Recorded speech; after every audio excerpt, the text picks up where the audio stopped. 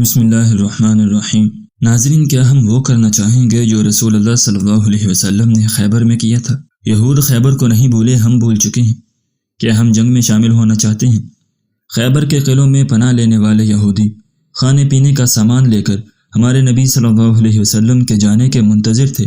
خیبر کے قلعے ایک ٹھوس اونچی جگہ پر تھے۔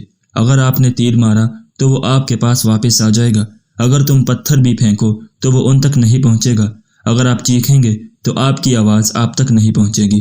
خیبر تباہ نہیں ہوا، خیبر فتح نہیں ہوا تھا۔ اسلامی فوج کئی دن محاصرہ کیے انتظار کرتی رہی، لیکن یہودیوں نے قلعے نہیں چھوڑے۔ مسلمانوں کا ذخیرہ اور ان کے حوصلے ختم ہونے والے تھے۔ پھر ہمارے نبی کریم صلی اللہ علیہ وسلم نے ایک حکمت عملی تیار کی۔ کھجور کے درخت کاٹے جائیں گے، خیبر کے یہودیوں کی معیشت ایک ایک کر کے منقطع ہو جائے گی، ان کی قسمت ٹوٹ جائے گی، ان کا مستقبل اکھڑ جائے گا، کیونکہ یہودیوں کے لیے پیسہ، دولت اور خوشحالی سب کچھ تھا۔ جیسے جیسے درخت کاٹے گئے، یہودی تباہ ہو گئے۔ درختوں کے کٹ جانے کے بعد یہاں رہنے کا کوئی فائدہ نہیں ہوگا۔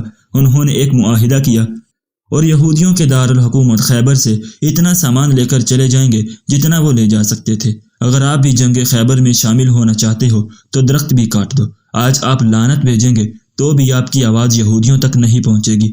پتھر پھینکو گے تو اسرائیل تک نہیں پہنچے گا، اگر آپ تیر بھی ماریں گے تو وہ ان تک نہیں پہنچے گا۔ لیکن آپ بھی ہمارے نبی صلی اللہ علیہ وسلم کی حکمت عملی پر عمل کر سکتے ہیں۔ اپنی کلہاڑی لے لو اور یہودیوں کے درخت کاٹ دو۔ وہ کیسے؟ ہر یہودی کی جائیداد جو آپ کے گھر میں داخل ہوتی ہے ایک درخت ہے۔ ہر یہودی صابن جو آپ استعمال کرتے ہیں ایک درخت ہے۔ ہر کولا جو آپ پیتے ہیں ایک درخت ہے۔ ہر یہودی پانی جو آپ پیتے ہیں ایک درخت ہے۔ KFC، McDonald, Cokes, Pepsi, Fantas, MNC، AMC Donalds, Domino's, Pizza Huts, Tescos, Morrisons, Ariel اور اس کے علاوہ بھی گوگل سے دیکھیں جو ان کا ساتھ دے رہے ہیں، وہ ان کے درخت ہیں۔ کیا آپ خیبر کی جنگ میں شامل ہونا چاہتے ہیں؟ لہٰذا بائیکاٹ کی کلہاڑی اٹھاؤ اور یہودیوں کے درخت کاٹ دو۔ ہمارا اللہ فرماتا ہے کہ جو کوئی معمولی سی نیکی بھی کرے گا اسے اس کا اجر ملے گا۔ اس پیغام کو اپنے تمام مسلمان بھائیوں تک پہنچاؤ۔ آؤ مسلمانوں، خیبر میں شامل ہونے کا وقت ہے۔ تو کیا ہم اتنے کمزور ایمان والے ہیں کہ یہ بھی نہیں کر سکتے؟ مسلمان صرف اتنا جانتے ہیں کہ آمین اونچی آواز میں کرنی ہے یا آہستہ۔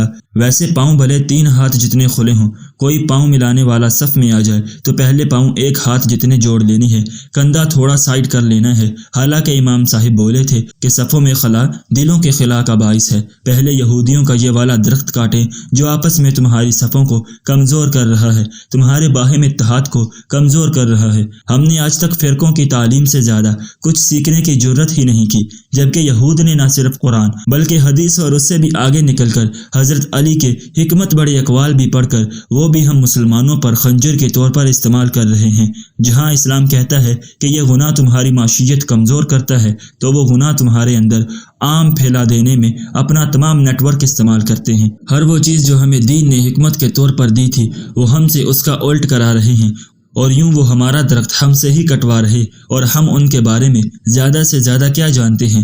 بس صرف ان کا نام۔ یہود مسلسل ہم سے جنگ میں ہیں، جو کہ ایک باطنی جنگ ہے، اور یہ جنگ عیسیٰ علیہ السلام کی آمد تک جاری رہے گی، اور وہ اس کی مکمل تیاری میں ہیں اور ہم اس سے غافل۔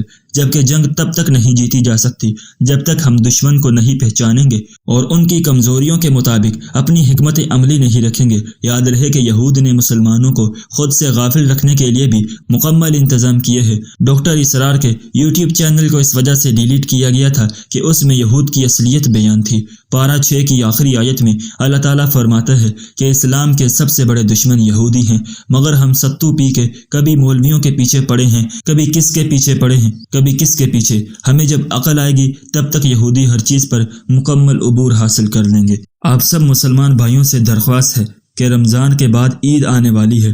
عید پر بہت سارے مسلمان بھائی شاپنگ کریں گے، اپنے لیے چیزیں خریدیں گے۔ اپنے لیے چیزیں خریدتے وقت، اپنے رشتہ داروں کے لیے چیزیں خریدتے وقت اس بات کا خیال ضرور رکھنا کہ کہیں ان میں کوئی یہودی پروڈکٹ تو نہیں، کہ کہیں ان میں کوئی اسرائیلی پروڈکٹ تو نہیں، کیونکہ آپ اسرائیلی پروڈکٹ خرید کر وہ مدد، وہ پیسہ فلسطین کے مسلمان اور ننھے بچوں کی جانیں دینے کے لیے اس اسرائیل کے حوالے کر رہے ہو۔ اگرچہ ہم فلسطینی بھائیوں کے ساتھ مل کر جنگ نہیں کر سکتے، لیکن ہم اتنا تو کر سکتے ہیں۔ اللہ تعالیٰ سے دعا ہے کہ اللہ تعالیٰ مسلمانوں کی حفاظت فرمائے اور غزہ میں رو رہے مسلمانوں کے بچوں کی بھی حفاظت فرمائے۔ یہودیوں کو نیست و نبود فرمائے، آمین یا رب العالمین۔